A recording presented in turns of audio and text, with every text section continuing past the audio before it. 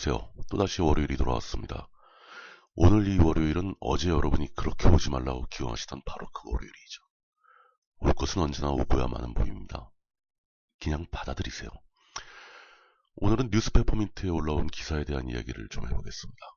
제목은 여성들이 과학 및 기술 분야에 종사하길 꺼리는 진짜 이유라는 것입니다.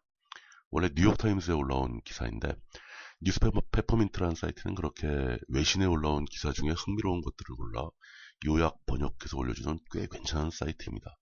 관심 있으신 분들은 한 번씩 읽어보시길 권합니다.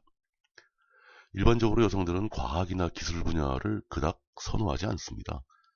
각종 공학이나 컴퓨터과학 전공자들 중에 여성의 비율이 현저하게 낮은 것은 국가를 막론하고 보편적인 현실이기도 하죠. 이게 과연 여성들이 그 분야에 선천적으로 능력이 낮기 때문이라고 할 수 있을까요? 저는 전혀 그렇게 생각하지 않습니다. 남성이건 여성이건 과학기술에 대한 이해 능력은 전혀 차이가 없다고 봅니다. 있다면 오로지 개인 간의 격차일 뿐이겠죠. 하지만 우리 사회도 그렇고 세계 어느 사회를 가도 여성이 이런 과학기술에 종사하기에는 보이지 않는 장벽들이 많이 있는 것이 사실입니다. 그 장벽들 중에는 진짜로 제거할 수 없는 그런 장벽들은 거의 없습니다.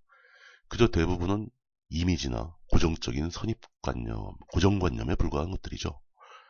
남성들이 압도적으로 많은 비율을 차지하고 있는 분야에 여성이 처음 진입하는 것은 쉽지 않습니다. 여성들이 그걸 못하기 때문이 아니라 아예 처음부터 시도해볼 생각조차도 못하게 만드는 환경 때문인 거죠. 이 기사에서는 그런 부분을 지적하고 있습니다. 괴짜들, 너드, 덕후 이런 남성들이 지배하는 세상이라는 이미지 덕분에 여성들이 그 분야에 관심 자체를 갖지 않게 된다는 겁니다. 사실 그거는 아무 문제가 안 되는 건데 말이죠. 미래 사회에서는 어떤 분야든지 남녀의 성별 비율이 적절한 기준, 적절한 수준으로 맞춰지지 않는다면 그 분야가 발전하기는 힘들 것입니다. 그렇다면 과학기술 분야에서도 여성들이 왜 들어오지 않느냐며 한탄하거나 여성들은 원래 과학기술 분야에 선천적으로 능력이 부족한 거 아니냐 이런 헛소리만 하고 있기 전에 여성들이 그 분야에 거부감 없이 진출할 수 있도록 고정관념이나 이미지를 바꿔보도록 먼저 노력을 해야 한다는 결론이 나옵니다. 즉 문제는 여성에게 있는 것이 아니라 변화를 거부하는 기존의 과학기술업계 종사자들에게 있다는 것이죠. 아마도 이 결론은 과학기술 분야뿐 아니라 사회 모든 분야에 적용될 수 있는 결론이기도 할 것입니다. 결론은 아주 간단합니다.